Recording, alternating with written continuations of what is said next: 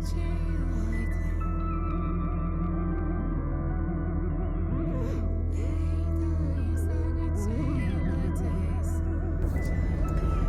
à vous, j'espère que vous allez bien.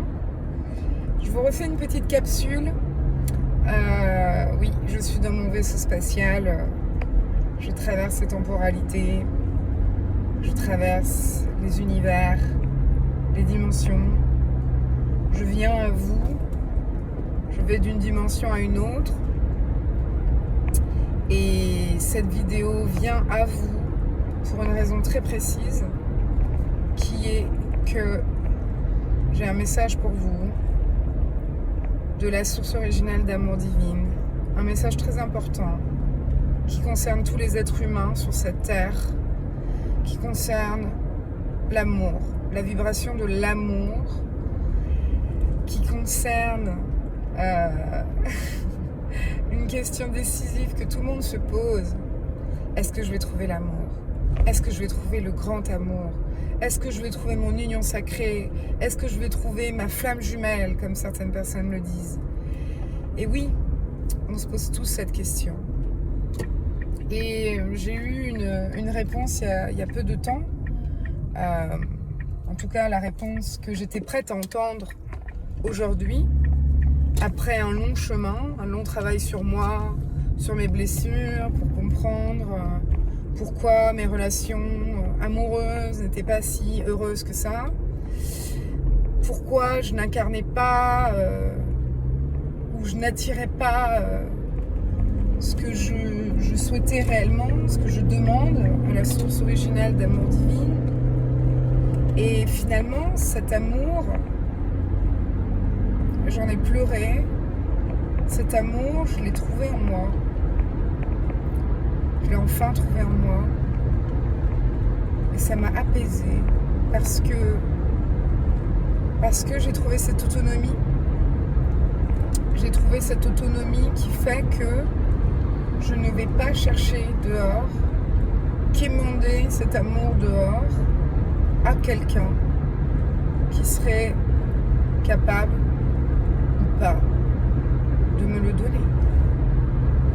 Cette union sacrée dont on parle, cette sexualité sacrée dont on parle, ne peut, je crois à mon sens personnellement, s'incarner que simplement si nous sommes cette incarnation même, c'est-à-dire elle ne peut pas exister, cela ne peut pas exister si nous ne l'incarnons pas en soi.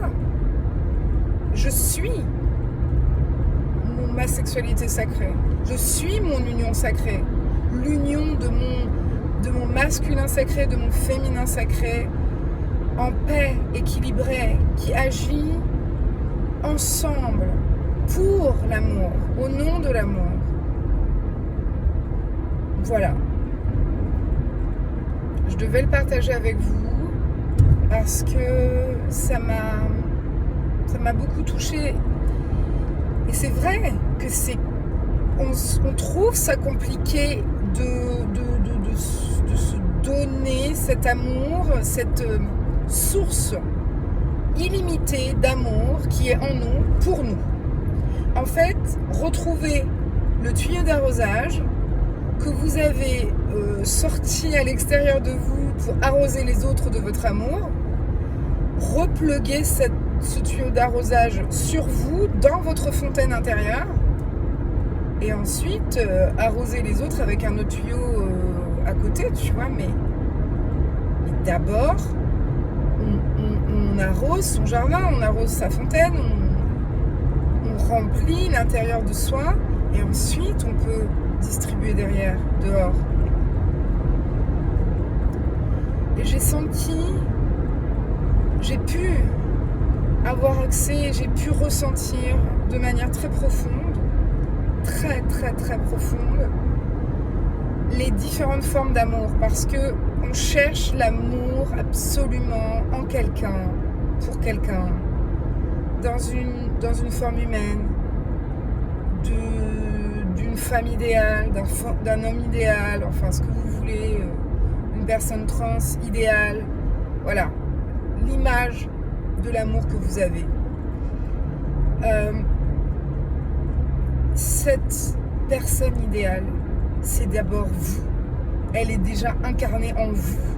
C'est vous, en fait, la personne idéale. Si vous n'êtes pas déjà cette personne idéale, comment voulez-vous trouver en face de vous quelqu'un d'idéal ?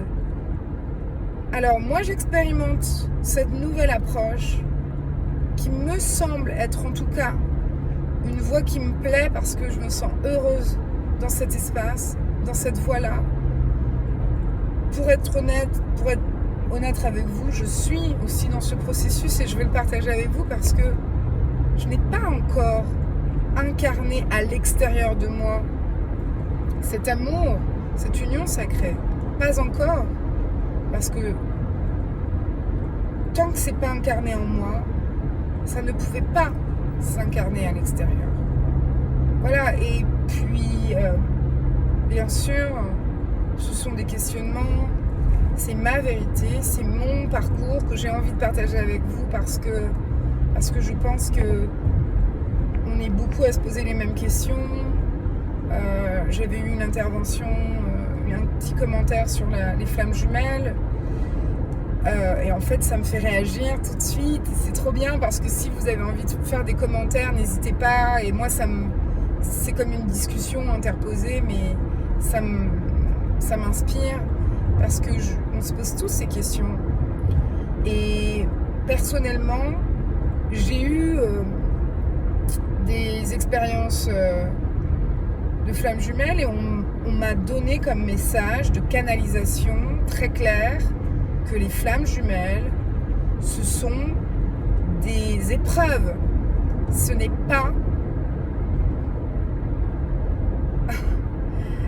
pas le couple en soi. Parce que le couple, dans l'union de paix, de sérénité, d'équilibre, c'est l'union sacrée. Et ça ne veut pas dire... Et d'ailleurs, une fois qu'on est à cette étape-là, on a d'autres épreuves qui viennent à nous. Hein. Mais la flamme jumelle nous permet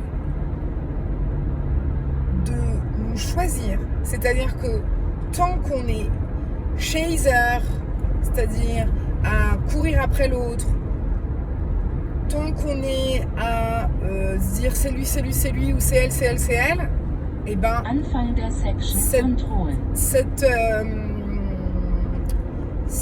cette attention portée à cette personne n'est pas saine parce que souvent ce sont des personnes qui sont dans des souffrances extrêmes, qui s'oublient, qui se laissent complètement aller et on les met jusqu'à leur retranchement de se choisir, de décider, de dire c'est moi qui est important en premier et non pas une relation où quelqu'un est en train de ghoster, d'ignorer, de se casser, et où il y a quelque chose d'assez malsain, mais c'est nécessaire. Et alors, la question, est-ce qu'une flamme jumelle, une relation de flamme jumelle peut se transformer en union sacrée ? Tout est possible. Par contre, c'est pas dans une relation toxique que ça se fait. Ça, c'est sûr et certain. C'est dans quelque chose d'honnête, dans une authenticité de son amour propre et de son estime de soi propre. Voilà, j'ai terminé pour aujourd'hui. Bisous, à bientôt.